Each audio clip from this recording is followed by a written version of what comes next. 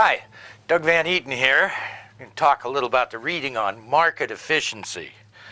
And we've got what? We've got 13 or 14 slides here, so it shouldn't be too long. We'll try to cover the highlights here of what you need to know for the exam.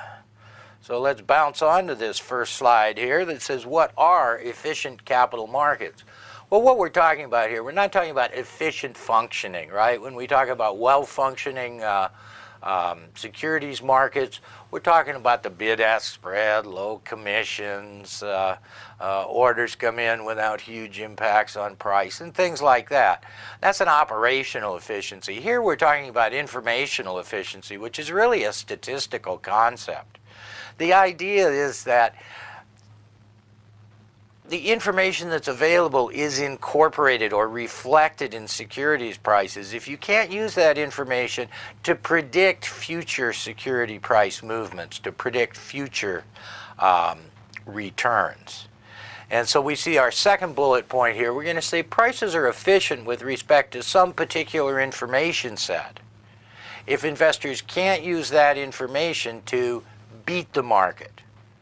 Now, precisely, or more specifically, we say earn positive abnormal returns on average. And abnormal returns, we mean risk-adjusted returns. Certainly, according to finance theory, if we buy riskier stocks, high beta stocks with high systematic risk or some other risk measure, we could expect to beat the market. We'd expect to earn extra returns. But here we're talking about risk-adjusted returns. And so that's the test. And we'll talk about some of these tests and what they've found with respect to positive abnormal returns on average. But as we go through the slides, I'm just going to say beat the market. It's easier, shorter to say. But when I say beat the market, I mean earn positive abnormal or risk-adjusted returns on average. So the idea here is any point in time, market prices are market prices. I mean, that's the market value. And intrinsic value we're going to define as the value that rational investors would place on an asset with full knowledge of its characteristics. I guess that's one way to say it. With all the information and everything that could be known at a point in time, how would we value this security? Well, the idea is if markets are not efficient, markets' values differ from intrinsic values in, and this is an important word here, predictable ways. Now, at any point in time, we might look at all the stock prices out there and say, well, 5 years later, I'll come back and I'll tell you every one of them was wrong. All these over here were too high and all these over here were too low. But the idea of market efficiency is you can't tell which is which. So we're not saying that when markets are efficient, that all stocks are trading at their intrinsic values. They can deviate from their intrinsic values, but not in predictable ways that would allow an investor, speculator, arbitrageur to make positive risk-adjusted profits on average from acting on that information. And also, I guess kind of implicit in this is that when market values deviate from intrinsic values, they're going to move back toward intrinsic values over time. So what causes market efficiency, or what are the impediments to market efficiency? Well, one is the number of market participants. We've got a lot of informed participants with a lot of information, making trades, using real money, and that helps for market efficiency. So the greater number of participants, that's in favor of more efficient prices. Availability of information. Well, if the information isn't available, it's very hard for investors to incorporate that into their buy and sell decisions, and by that mechanism into market prices. So the more available information is, the more informationally efficient we believe stock prices will be, or securities prices in general.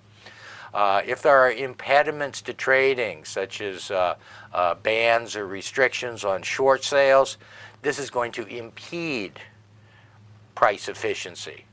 And transaction costs and information costs also can be an impediment to informationally efficient prices, because as prices deviate from their intrinsic values, if the cost to exploit that information is greater than the gains to be had by exploiting that information, then market participants aren't going to take any action that would move the prices back toward their intrinsic values. So the higher our transaction costs and the higher our information costs, we would expect greater deviations from informationally efficient prices.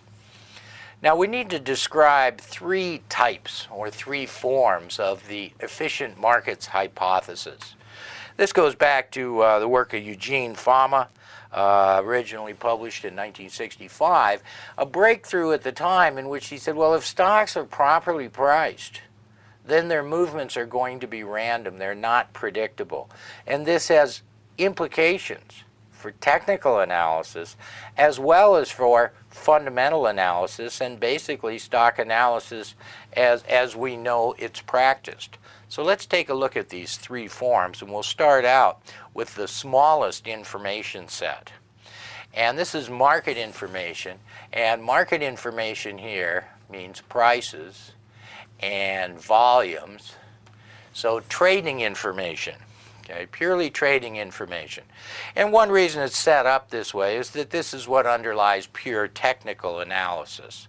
Okay, so a technical analyst doesn't care what earnings per share are. He cares about the charts. He cares about the moving average lines, cares about trends in volume and whether it's falling on high volume or going up on low volume. So all that's market information. Okay.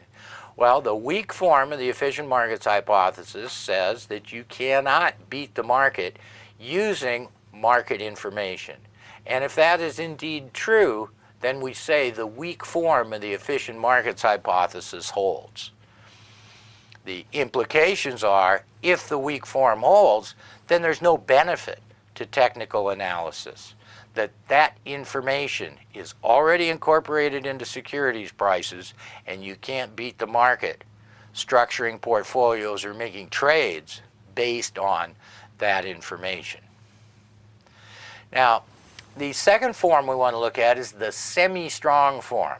And here our information set is greater. It's market information plus. Plus what? Well, all the public information, all the fundamental information, all the 8K reporting and sales for the month and year-over-year sales and same-store sales and all your ratio analysis and staring at the balance sheet and staring at the income statements. Well, the semi-strong form of the efficient markets hypothesis says that prices fully reflect all that available public information, or at least rapidly reflect it when new information arrives in the marketplace, so that you can't beat the market using that information. Well, a couple important things from this. Certainly the implication is, if markets are semi-strong form efficient, which we'll see evidence that they are, that in fact standard portfolio management, stock picking, doesn't have any value. And in fact, may use up money through transaction costs and things like that. Now, the other thing I want you to get out of this is that semi-strong efficiency implies weak form. That is, if it's true that you can't use any of this information to beat the market, then clearly you can't use a subset of this information, market information, to beat the market. So if market prices are semi-strong form efficient, then they must be weak form efficient. But that doesn't go the other way. It may be the case that market prices are weak form efficient because you can't use trading information, market information, to beat the market, but it could be the case that also you could use public information to beat the market. So in that case, prices would be weak form efficient, but not semi-strong form efficient. So let me clear this off, and we'll look at our third form here. Certainly the strongest. The strong form of the efficient markets hypothesis says, well, you can't use any information to beat the markets. Well, I'm just going to say right now, I don't think we believe that's true. Okay? They lock people up for insider trading, and quite frankly, if I had a nice little spy sort of voice-activated microphone in some of the big law offices or boardrooms at some of the investment banks and mergers and acquisitions departments back on Wall Street, I'm sure I could beat the market. There's no doubt in my mind. I'm also sure that it's illegal. And I might get fined and go to jail. But the strong form says you can't use any information, private, public, which includes market information. And so we'll say if prices were if prices were strong form efficient, that implies that they are semi-strong form efficient, and that also implies that they are weak form efficient. But as I mentioned before, it doesn't go the other way. So what if? What if markets are semi-strong form efficient? Is there no role for the portfolio manager because they can't be expected to beat the market by their stock selection and poring over ratios and income statements and accounting disclosures? Well, no, there's still a role for the portfolio manager, and as it's outlined in the CFA curriculum, the roles are to establish portfolio risk-return objectives, just like we've talked about in other readings with the investment policy statement and what has to be in there. Portfolio managers still responsible for portfolio diversification across asset classes and to implement that asset allocation based on the risk and return objectives and what we believe are the expected returns and standard deviations of return of the various asset classes and their correlations. And also tax minimization. Different accounts have different taxable status, different investors have different tax situations, different marginal tax rates. So to that extent, a portfolio manager for an individual can manage a portfolio in such a way as to try to minimize the tax bite on the growth of the portfolio. So now, what's an anomaly? Well, if efficient markets is kind of the baseline belief, at least semi-strong form and weak form, these anomalies are evidence that contradicts that. And in this case, evidence of predictable risk-adjusted returns. That's our test of efficiency. And we can divide some of these anomalies, and there's been many published over the years. There's a lot of articles published, and then people come back and say, well, yeah, but we could explain it with this other thing here, or, gee, your methodology was wrong, that's why you found that you could beat the market, or transaction costs were too high for that to be a profitable strategy. Excuse me. So let's divide these studies up by their research method. First, time series, right, over time, cross-sectional, across companies at a point in time, and other that don't fit into those two categories. And let's take a look at what some of the evidence has been, some of the well-known evidence. First, for time series anomalies, we have calendar effects. First, the January effect. Now, the January effect says that returns are just higher in January. The turn of the month effect found that stock prices are good at the end of the month and the first 3 days into the month. They're better. And that kind of goes along with this day of the week effect that said Fridays are down and Mondays are up. And that ties into the weekend effect that returns over those days are not as high as returns over weekdays. And same with holiday periods. Now, the second type of time series anomalies that we've seen is overreaction. There's been evidence presented that prices are inflated after good news. They overreact to the good news, and that they're depressed. They overreact on the downside after bad news.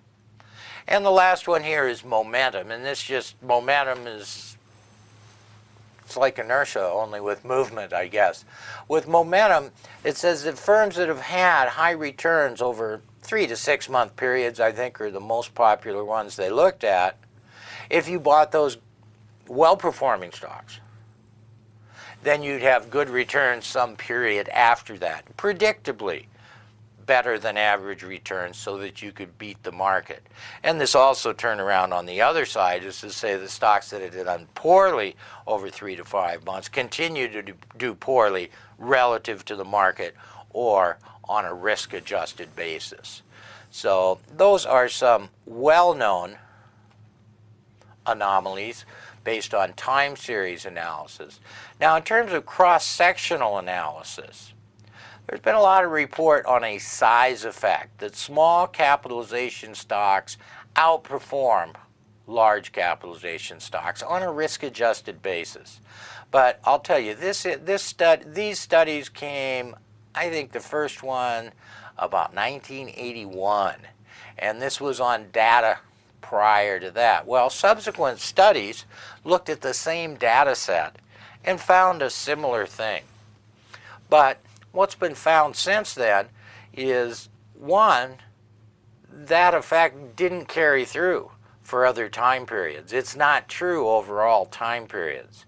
And also, it's been found that perhaps small cap stocks, smaller firms, have a risk factor in them that's not being captured in the methodology used. So let's just digress for a little bit and say, well, how are we going to decide if they outperform? Well, we've got to take and come up with the expected returns according to the model, right? And the expected returns are often done using the capital asset pricing model. So I will just put that, expected return on the market, a couple of parentheses, minus the risk-free rate. So that's one form of the capital asset pricing model, where it says a firm's beta, its sensitivity or measure of market risk, determines its expected return. And so what we want to look at is the difference between the actual return and the expected return. And if that's positive, then we've got positive risk-adjusted returns. Here's our risk adjustment there, based on systematic or market risk as measured by beta. But what if there's other risk factors, right? This is a single factor model here, and says, well, there's only one source of risk in stocks, and that's their systematic risk, their covariance risk with the market. Well, it may be that there's other dimensions of risk that haven't been captured. So what if one of these dimensions of risk is firm size? That is, smaller firms have some other sort of risk, or more of it than larger firms, that's completely separate from what we've measured here. Well, then we would find that smaller firms outperformed on a risk-adjusted basis because we didn't measure their risk correctly. We missed some risk, so when we went to get expected returns, we got too low of an expected return, so it seems like you're beating the market. So remember, we can observe actual returns, but expected returns and risk-adjusted returns are really theoretical concepts. And so the methodology that's used in these empirical studies designed to test whether markets are efficient with respect to various types of information in various time periods just might be flawed. Some other anomalies, our third category here, closed-end funds. Well, closed-end funds sell at a discount on average. And the idea, closed-end funds are a fixed number of shares that trade on the exchange. It's like a portfolio, like a mutual fund, but trades on an exchange. And so the argument here is that they should trade at their net asset values, and that, in fact, on average, they trade at discounts between 4 and 10% on average, depending on the time period and the type of closed-end funds that you look at. Well, how anomalous is this? I mean, what's the trade? If they're going to go back, if they always come back to zero, then fine, it makes sense. If they're at a discount, buy them, wait for them to get back to a zero discount, and then sell them. But that's not the pattern. This is a persistent underpricing. So really, the only way to make money on it would be to buy all the shares in the closed-end fund and close down the fund and sell all the shares and pick up that discount. Well, the costs of doing that very much outweigh this 4 to 10% discount. So it's not clear that there's an arbitrage trade of any sort that's going to force these or allow investors to make positive risk-adjusted returns on average. There's been a lot of evidence about slow adjustment to earnings surprises. That is, if we have unexpectedly good earnings, there's an initial announcement effect, but then a drift upward. And several studies have also shown for earnings disappointment or negative surprises that after the initial adjustment of the stock price during the announcement period, that they tend to drift down after that. IPOs, initial overreaction, long-term underperformance. If we look at IPOs, we can look at the offer price, and then we can look at the first trade when it starts trading in the secondary market. And then we can look at subsequent performance. So I can't really spell that. Let's see, subsequent after that. So the idea here is that it spikes up here. Okay. Investment banks tend to underprice IPOs on average, and there have been periods where they jump as soon as they start trading very much. Now, there's also IPOs where the stock trades below its offering price, but customarily a little bit higher. Well, as far as exploiting this, making positive risk-adjusted returns, you really have to buy at this first trade price. And it shows that performance after that really isn't that good. Now, if it's a hot new issue and you can get your hands on shares at the offering price, which is not clear you can, you could make some money on that jump up to the first trade. But again, that's not true in all time periods. So you've got a little risk to the strategy, or any strategy that works in some time periods and doesn't work in others. Just like the January effect. I mean, you could trade on that and trade on that, but then some years it just didn't work, and actually got referred to as the January defect instead of the January effect. So those are our noted anomalies, but the overall tone of this reading is that these can either be explained away by transaction costs, short sales restrictions, bid-ask spreads, commissions, taxes would outweigh the benefits. So that's one explanation. Another explanation is the one I went over that says, well, your methodology of calculating risk-adjusted returns is flawed. So you're showing these positive abnormal returns, and they don't really exist. And then a third thing is, well, some of these exist in some time periods and not in others. You can imagine that if investors as a whole found out that, well, let's use earnings surprises. If investors found out that, well, if a stock has a 10% or more earnings surprise on the upside, then it performs very well over the next 6 to 12 months. Well, as more investors find out about that, what happens? Every time they see a stock that has a positive earnings surprise of 10% or greater, more and more people are buying those stocks. Well, what's that going to do? That's going to drive the price up. So now you're going to get a bigger announcement effect and little, if no, long-term effect.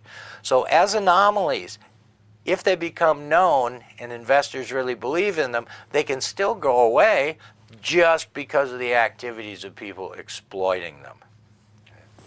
Our last one here is stocks react to economic fundamentals, but again, it's not clear how you could arbitrage that, how you could beat the market with a trading strategy based on that fact.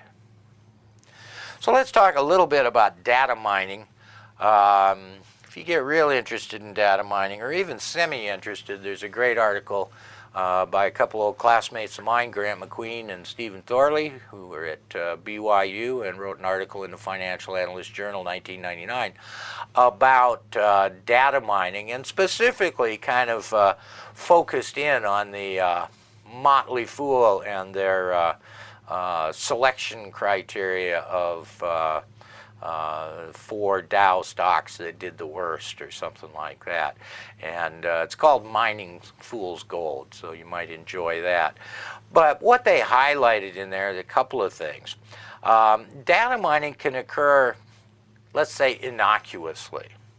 It can also occur purposely. So let's talk about that.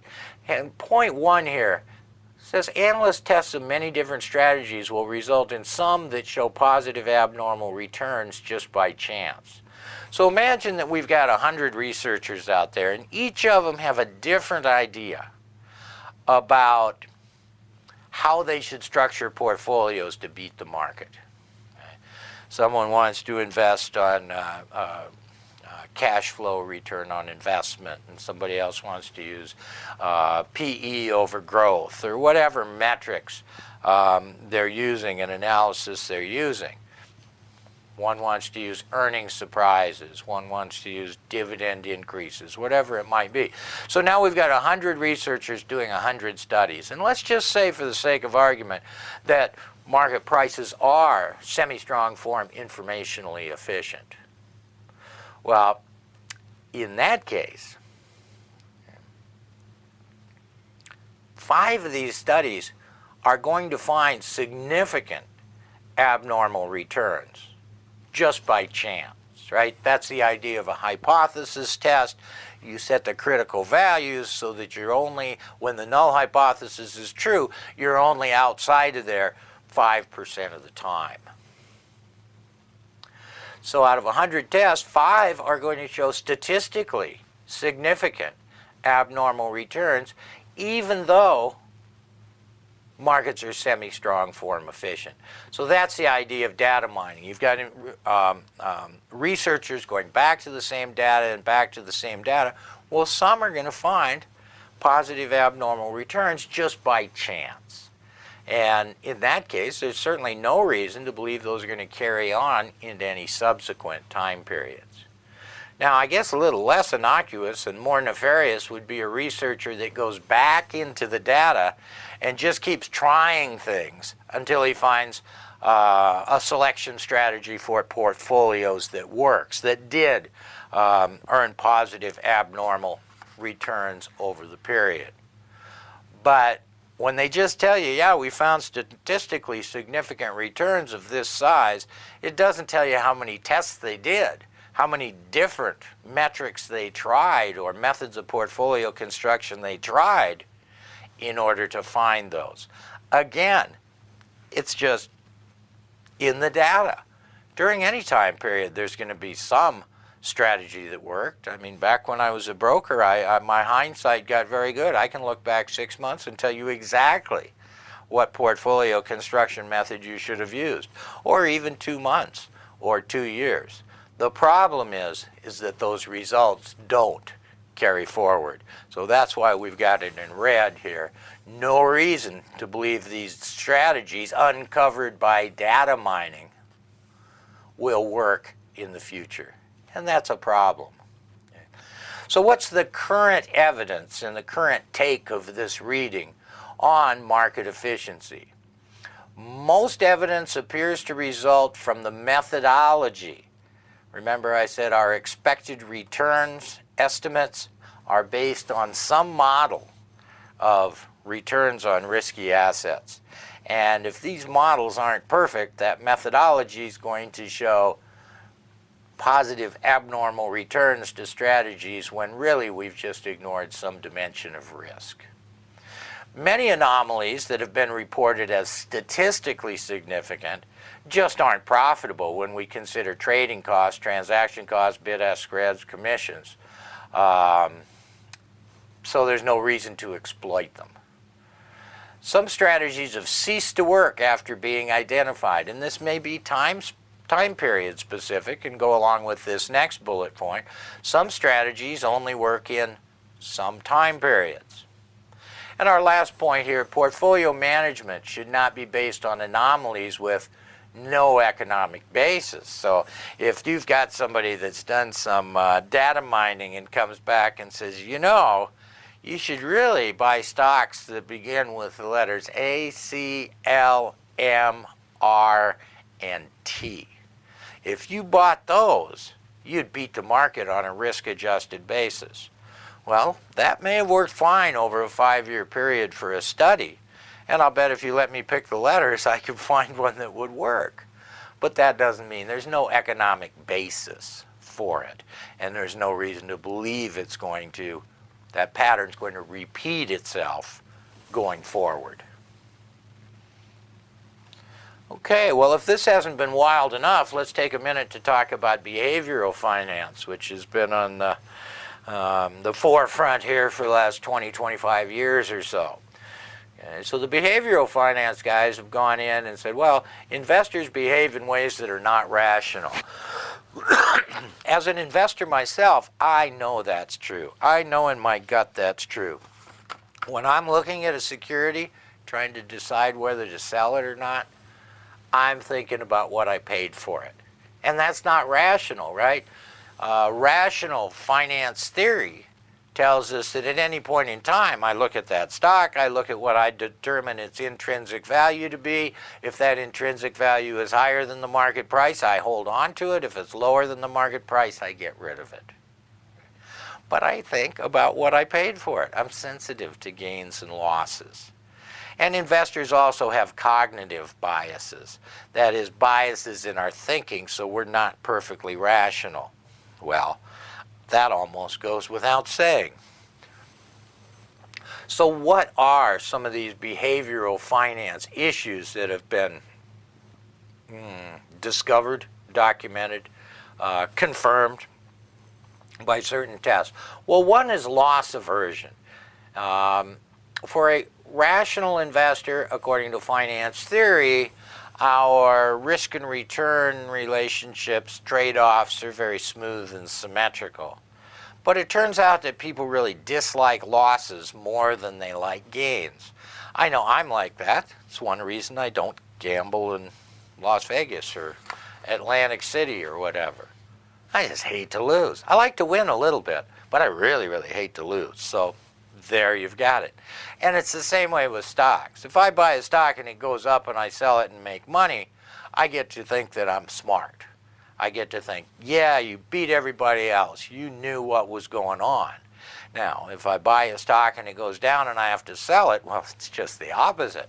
I'm wrong. I feel terrible. Why did I do something this stupid? How'd they sucker me into this one? Whatever. There's a lot of recrimination there. And so that's the idea of loss aversion. They've also documented investor overconfidence. Investors overestimate their ability to value securities. So there's more randomness out there than people are willing to admit. And this last bullet point, well, not a bullet, but our last bold point here, the gambler's fallacy. The gambler's fallacy is believing that recent results affect estimates of future probabilities. That is, it's not a new start each day. Well, we know on the roulette wheel that it has no memory. But the gambler's fallacy is I sat down, gee, black came up 4 times in a row. Red's got to be coming up next. There must be a really high probability of red coming up next. Well, that's just not the case. If it's a fair roulette wheel or a fair deck of cards or a fair pair of dice or whatever it is, the next spin of the roulette wheel or the next roll of the dice is an independent observation. And so the recent observations don't affect the probabilities at all. But people tend to believe in this gambler's fallacy, or people tend to commit the gambler's fallacy. Now, the other things that have been identified, and we don't get too much explanation on these, but mental accounting, considering different investments separately instead of viewing them all together as a portfolio. So thinking my individual stock positions rather than the portfolio as a whole, or thinking of individual portfolios like an IRA and a 401k, a company deferred, tax deferred investment portfolio, or just your personal holdings that you hold as an individual. People tend to think of these separately and compartmentalize them when really it's their wealth, and in finance theory we look at the portfolio as a whole. Disposition effects, I've already pled guilty to that. Willing to realize gains, but not losses. And that translates sometimes to selling your winners too soon to get that fine feeling of validation, and holding on to your losers too long, going, well, I wasn't wrong, I was just early. And information cascades. This refers to the fact that uninformed investors mimic the actions of informed investors. So if Warren Buffett or some hotshot, well-known hedge fund manager buys a stock, okay, they're the informed investors, and as more and more investors follow their lead, we get more and more money coming into this, and that's an information cascade, or sometimes called a waterfall, I believe. Now, this isn't exactly the same thing as herding. Herding's when they all go in, but in this case, it's let's call it a subset of herding, where the herding is begun by the actions of an informed or an investor that other investors perceive to be smart and informed. Now, the bottom line on all this behavioral finance is it's very hard to make a buck with it. I don't see too many funds out there. As a matter of fact, I don't see any that say, well, we're exploiting mental accounting and the disposition effect, and we're picking up an extra 3 points above the S&P 500 every year with an equivalent amount of risk. I just don't see it happening. And so that's kind of the final point of this reading with regard to behavioral finance, is that markets can still be efficient even if investors exhibit irrational behavior. I mean, really, for our purposes, an inefficiency in market prices is one that can be exploited for risk-adjusted gain and where you can earn fairly consistent positive abnormal returns on average. So that wraps up this market efficiency reading. Happy studying, and we'll see you in a future reading.